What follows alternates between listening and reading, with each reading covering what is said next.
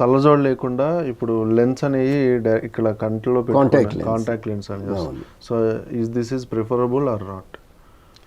Very preferable, yes. ఎందుకంటే కొన్ని మొదటి నుంచి కూడా మనకి కళ్ళజోడు కాంటాక్ట్ లెన్స్లే మనకు ఉన్నది. ఈ లేసిక్లు ఇవన్నీ లేజర్లు రాకముందు ఎవరైనా కళ్ళజోడు పెట్టుకోను అంటే వాళ్ళకి మనం కాంటాక్ట్ లెన్స్లు ఇచ్చేవాళ్ళం. అంటే దానివల్ల ఏమైనా ఇచ్చింగ్ సైడ్ ఎఫెక్ట్స్ ఉంటాయి? సైడ్ ఎఫెక్ట్స్ ఉంటాయి, కళ్ళు ఎర్రబడ్డం. కాంటాక్ట్ లెన్స్ ఇంటాలరెన్స్ అంటాం.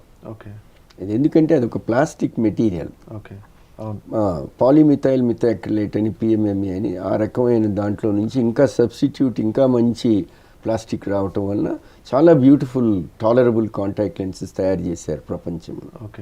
అవి కంటిలో పెట్టుకున్నప్పుడు 198 మందికి ఏమి రాదు, ఒక 1 or 2% మటుకు రియాక్షన్స్ వస్తాయి, ఇంటాలరెన్స్ వచ్చి వాళ్ళ కన్ను దెబ్బతింటుంది. కానీ సిమ్టమ్స్ ఉంటాయి కాబట్టి వాళ్ళు వస్తారు, మనం అడ్వైజ్ చేసి వాళ్ళని ఆపేయమని చెప్తాం, కాబట్టి ఆపేస్తారు. ఇప్పుడు ఈ ప్రశ్నలోనే నేను ఇంకోటి చెప్పాలి. ఇదే కాంటాక్ట్ లెన్స్ని పర్మనెంట్గా కంటిలో పెట్టే విధానం కూడా ఉంది ఇప్పుడు. ఎవరికైతే లేజర్లు సూటబుల్ కావో, లేజర్ నల్లగుడ్డులో చేస్తాం. నల్లగుడ్డులో ఒక వాచ్ గ్లాస్ లాంటి పొర ఉంటుంది, ఆ పొర మందం తగ్గిస్తాం లేజర్తో.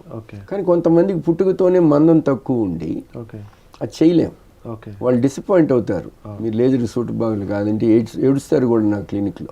నాకేదో తల్లిదండ్రులు ఏమో అమ్మాయి పెళ్లి పెట్టుకుంటారు, అవతల వాళ్ళకి చెప్పరు కళ్ళజోడు పెట్టుకుంటుందని.